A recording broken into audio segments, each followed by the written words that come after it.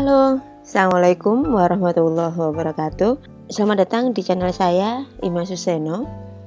Jadi dalam video kali ini kita akan mempelajari tentang bagaimana sih cara kita menyusun judul dari penelitian kita. Harus bagaimana agar judul kita itu sesuai dengan yang seharusnya untuk penelitian entah itu kuantitatif maupun kualitatif. Entah itu untuk penelitian skripsi ataupun untuk karya ilmiah. Prinsipnya adalah sama.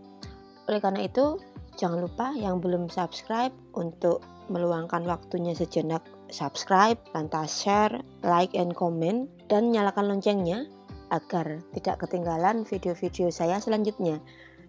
Oke, terima kasih. Sekarang yuk kita pelajari tentang bagaimana sih cara menyusun judul penelitian. Jadi sebelum kita masuk ke teknisnya, yang perlu kita pahami terkait dengan penyusunan judul penelitian adalah ada prinsip dasar yang harus kita pahami dan kita anut serta kita biasakan dalam pikiran kita. Apa itu? Yang pertama adalah bahwasanya judul penelitian itu kita lakukan setelah kita menentukan permasalahan penelitian, bukan kebalikannya. Bukan kita menentukan judul penelitian dulu baru kemudian kita menentukan permasalahan penelitian. Karena kalau kita menyusun judul penelitian dulu baru kita menyusun permasalahan penelitian, maka nantinya permasalahan penelitian kita itu tidak berdasar pada realita yang ada, tetapi kebanyakan berdasar pada semacam hanya keinginan peneliti saja, gitu. Tidak berdasar pada beberapa faktor yang perlu diperhatikan dalam menyusun atau merumuskan permasalahan seperti yang sudah saya sampaikan di video ini gitu ya, silahkan ditonton untuk yang belum. Nah, otomatis ketika kita menentukan permasalahan penelitian itu kan kita juga menentukan variabel penelitian, ya kan? Karena dalam permasalahan penelitian itu jelas mengandung variabel penelitian yang nantinya akan menjadi poin dari penelitian kita, poin utama yang akan kita amati dan yang akan kita ukur. Nah, setelah kita menentukan keduanya, barulah kita masuk ke penentuan judul penelitian. Oke ya, jadi alur ini harus kita biasakan. Jangan lantas kemudian kita nyusun judul penelitian dulu baru kemudian kita pecah menjadi permasalahan. Apakah tidak bisa? Bisa, hanya saja akhirnya permasalahan penelitian itu tidak realistis, kemudian tidak sesuai dengan yang dibutuhkan oleh masyarakat, bisa juga tidak terupdate karena tidak berangkat dari kondisi real yang sedang terjadi sungguh-sungguh. Sehingga sekali lagi, tentukan dulu permasalahan penelitian serta variabel penelitiannya, baru kemudian kita tentukan judul penelitian. Ya, kalau misalkan di kampus kalian atau di sekolah kalian itu diminta untuk kalian mengumpulkan 3 judul penelitian, misal ketika awal penyusunan proposal penelitian, maka ya langkahnya tetap sama. Susun dulu masalah penelitian serta variabelnya, lantas buatlah judul penelitiannya sebanyak berapa? Ya otomatis 3, permasalahannya 3 set, variabelnya juga judulnya 1. Sebanyak berapa kali? Ya 3 kali karena kita diminta 3 kali. Sehingga akhirnya wawasan kita itu mau tidak mau akan terbuka luas lebar. Ketika lantas pembimbing kita itu menolak mencoret judul-judul penelitian serta permasalahan penelitian yang kita ajukan, kita tidak akan jatuh ke dalam keputusasaan yang sangat gitu ya, karena selama proses kita merumuskan judul penelitian dan permasalahan sebanyak 3 tadi, kita sudah melanglang buana wawasan kita, sehingga kita sudah punya banyak bayangan permasalahan-permasalahan penelitian yang bisa kita angkat kalau seandainya permasalahan yang sudah kita rumuskan, judul penelitian yang sudah kita susun ternyata ditolak. Begitu ya. Pokoknya tetap semangat meneliti. Jangan menyerah, jangan berhenti sebelum selesai. Nah, sekarang kita ke perumusan judul penelitiannya. Jadi yang pertama, judul penelitian itu dibuat berdasarkan permasalahan yang sudah kita rumuskan. Seperti yang saya jelaskan barusan. Ini jelas ya, ini wajib hukumnya. Selanjutnya, judul penelitian menunjukkan variabel bebas yang diteliti beserta variabel terikatnya jika memang memiliki variabel bebas ataupun variabel terikat. Kalau hanya memiliki variabel saja atau hanya ada fokus penelitian saja, ya harus disebutkan di judul penelitian tersebut. Intinya di judul penelitian ini harus mengandung apa sih yang akan kita teliti. Ingat ya, definisi variabel itu kan segala sesuatu yang memiliki variasi yang bisa diamati dan bisa diukur, yang menjadi inti dari permasalahan kita, menjadi inti dari penelitian kita. Selanjutnya, judul bukan merupakan kalimat. Karena bukan merupakan kalimat, maka judul tidak mengikuti kaidah kalimat seperti dalam PEBI ya. Mungkin kalau dulu kita familiar dengan EYD, ejaan yang disempurnakan, sekarang diubah menjadi PEBI, yakni Pedoman Umum Ejaan Bahasa Indonesia, yang di situ menjelaskan bahwasanya kalau kalimat ya, jika kita menulis kalimat maka harus mengikuti kaidah SPOK. S-nya adalah subjek, P-nya predikat, O-nya objek, dan K-nya keterangan. Jadi subjeknya misalkan saya, predikatnya pergi, objeknya ke pasar, kata keterangannya mungkin kata keterangan waktu ya, kemarin. Ini jika kalimat. Tetapi karena judul itu bukan kalimat, maka judul tidak mengikuti kaidah atau aturan tentang penulisan kalimat. Tidak mengharuskan ada struktur berbentuk SPOK, tidak diakhiri dengan tanda titik. Itulah judul. Selanjutnya adalah judul juga dilengkapi dengan objek dari penelitian yang akan kita lakukan tersebut. Ya iyalah ya gitu, kalau nggak ada objeknya kan bingung nanti yang membaca. Ini kita teliti di apa sih gitu. Selanjutnya, jika memungkinkan, juga disertakan lokasi atau waktu penelitian tersebut kita lakukan. Jika memungkinkannya di sini, ketika judul penelitian yang sudah kita buat tidak terlalu panjang ya. Kalau memang sudah panjang, sudah banyak sekali jumlah katanya, mungkin lokasi atau waktu penelitian tidak perlu dituliskan, atau dituliskan secara singkat saja, tidak perlu sangat lengkap. Misal lokasi penelitian kita itu ada di sebuah SD di desa Sukailmu, kecamatan Sukamaju, Kabupaten Cisarua, dan seterusnya. Maka cukup kita tulis sebagai SD, Ilmi Sukamaju. Nanti akan saya berikan contohnya di belakang ya.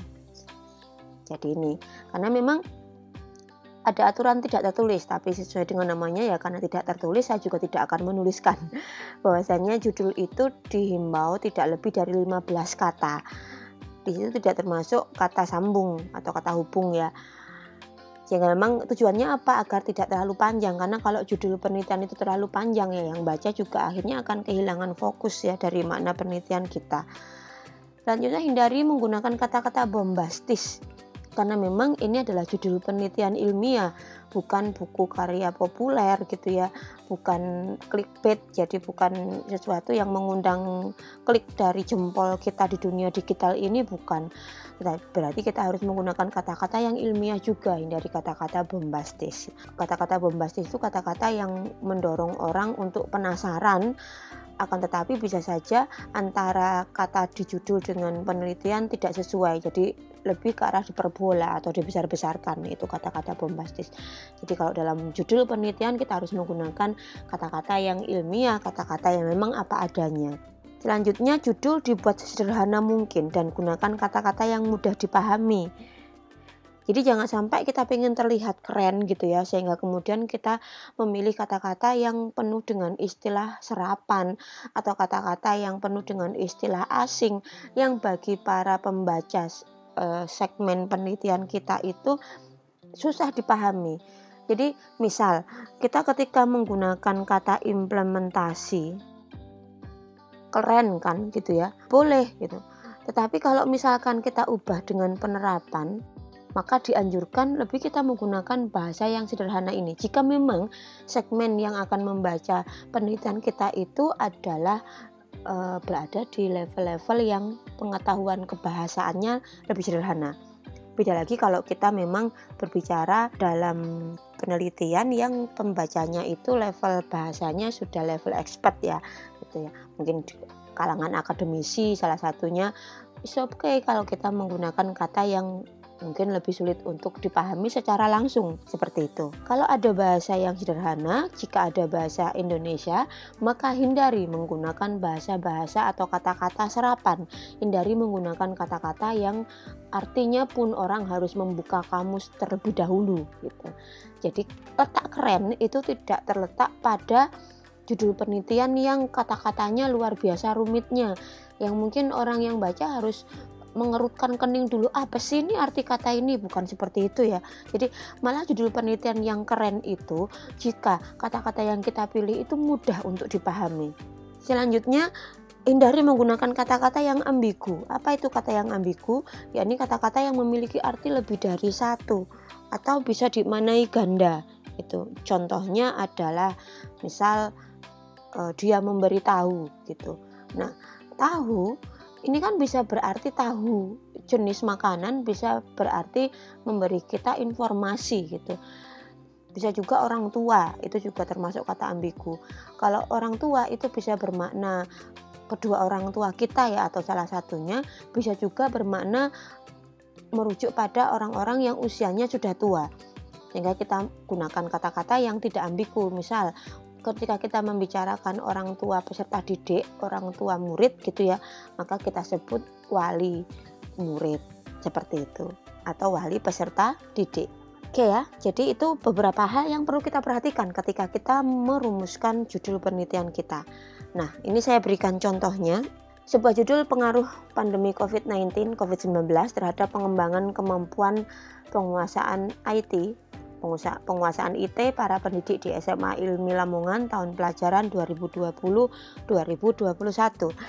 Sekarang yuk kita bedah bagian-bagiannya ya. Yang pertama adalah tentang variabel. Tadi dikatakan bahwasanya di judul penelitian harus ada variabel atau fokus penelitiannya ya. Karena ini adalah contoh penelitian kuantitatif korelatif, maka ada variabel bebas, ada variabel terikat. Variabel bebasnya adalah pandemi COVID-19. Sedangkan variabel terikatnya adalah pengembangan kemampuan penguasaan IT para pendidik, atau cukup mungkin sampai ke penguasaan IT bisa para pendidiknya. Ini adalah objek penelitiannya ya. Lantas lokasi penelitian ada di SMA Ilmi Lamongan. Ini yang saya maksud gitu. Jadi Lamongan itu kan luas gitu. Maka SMA Ilmi ini ada di mana sih? Persisnya desanya, kecamatannya.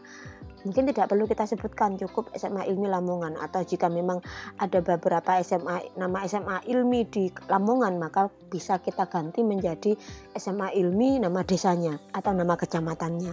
Itu lokasinya. Ya. Kemudian waktu, ini kita sertakan. Tahun pelajaran 2020-2021 ini adalah waktu. Ingat ya, sekali lagi kalau kita lokasi penelitiannya itu ada di institusi pendidikan menengah sampai dasar, maka penulisan tahun atau waktu adalah tahun pelajaran, bukan tahun ajaran ya, tapi tahun pelajaran. Sedangkan kalau lokasi penelitian kita itu adalah di kampus universitas, berarti tahun akademik. Kalau lokasi penelitian kita itu di desa atau di kota, pokoknya selain institusi pendidikan dasar menengah atau tinggi tadi, maka kita nulisnya adalah tahun. Jangan tahun anggaran, kalau kita berbicara tentang perekonomian ya. Tapi kalau misal kita meneliti tentang bagaimana sih atau berapa banyak kasus stunting di desa Sukakaya misal gitu ya, berarti ya hanya kita perlukan tahunnya saja, tahun 2020 misal atau tahun 2019. Seperti itu. Sepele tetapi sangat penting dan memang ada perbedaannya. Selanjutnya dari kalimatnya ya, memang di sini tidak ada kata-kata yang ambigu, juga tidak bombastis. Jadi memang untuk menghindari keberadaan kata bombastis, kalimat-kalimat bombastis ini, kita harus mengikuti kaidah-kaidah yang sudah saya jelaskan di depan tadi. Salah satunya adalah variabel, lokasi penelitian, waktu penelitian, dan sebagainya.